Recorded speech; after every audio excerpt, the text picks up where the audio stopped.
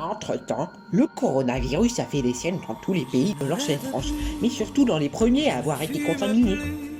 Je n'ai même plus Au royaume de Bordeaux, on dénombre 1200 morts et 150 000 personnes contaminées. Pour le royaume de Charente, ces chiffres sont de 750 et 80 000. 220 000 infectés sont présents dans la PNFR, avec 1900 morts. Dans la République d'Orléans, on compte 30 000 contaminés pour seulement 80 morts. Quant au Rassemblement Corse, Jean-Marie Le Pen déclare 140 morts pour 55 000 cas confirmés. Profitant de la faiblesse du peuple corse, Mélenchon ordonne l'invasion de l'île de Beauté. S'ensuit alors un terrible massacre.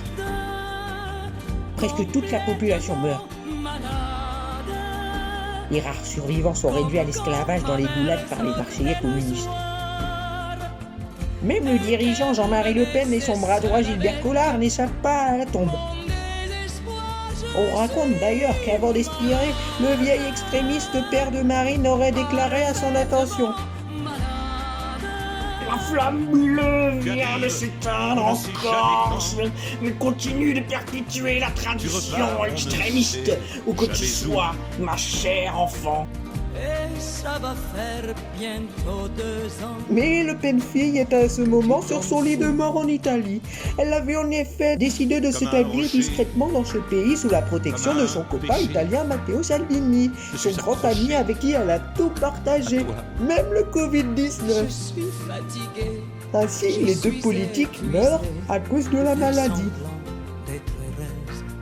Quant au ladeur Jean-Luc Mélenchon, il tire profit des fébrilités italiennes et envahit à son tour l'Italie et avec cela le Vatican et Saint-Marin. Furieux, le pape François s'exile en Argentine, son pays d'origine, pour méditer sur les récents événements. Mais le ladeur de l'URCI n'a pas le temps de se lancer dans une nouvelle conquête. Emmanuel Macron avait refilé le coronavirus à son peuple quelques semaines auparavant.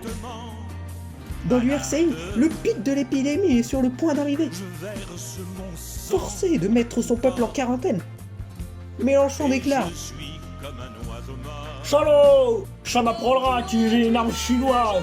Je jouerai plus jamais, Hugo, c'est trop compliqué. Au royaume de Bordeaux, la reine Isabelle Juppé décrète le confinement général.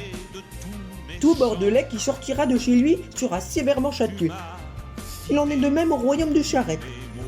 La République d'Orléans, moins touchée, ne prend pourtant pas moins de décisions. Laurent Wauquiez ordonne la fermeture de tous les magasins, y compris les supermarchés, semant la panique générale. Le dirigeant est obligé d'user de son charisme pour calmer son peuple et les forcer à rester chez eux. Avec moi. Quant au plutocrate Emmanuel Macron, il décrète l'état d'urgence dans toute la PNFR. D'autres pays comme l'Allemagne ou l'UE alsacienne, toutes deux dirigées par Angela Merkel, font face au virus à leur tour. Cependant, l'impact sur la population est moindre par rapport aux pays précédents. Quelques cas sont également recensés dans l'OPNML, le PIGE et l'AEPMM, et le royaume de Brocéliande, mais le gouvernement a su prendre des mesures drastiques face à l'arrivée du Covid-19 sur leur territoire. Malgré la contamination de son peuple, Mélenchon sort grand gagnant de la crise du coronavirus. La superficie de l'État de Marseille passe de 75 000 à 310 000 km, soit plus de 4 fois plus.